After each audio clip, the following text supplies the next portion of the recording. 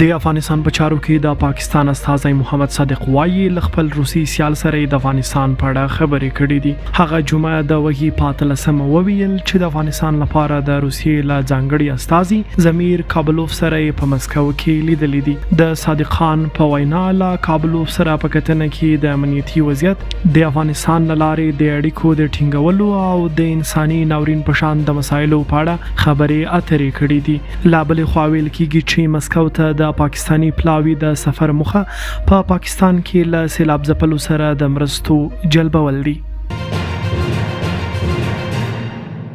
د روسیې ولسمشر ولادیمیر پوتین یو ځل بیا ویلي چې د لویدیځ بندیزونه بې اغېزې دي او د دوی د جګړې مخه نشي نیولی.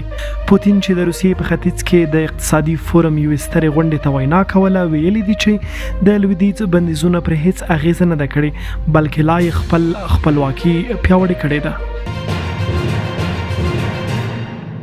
او د انګلستان ملکه الیزابت د 96 کلونو په عمر له نړۍ څخه سترګې پټې کړې.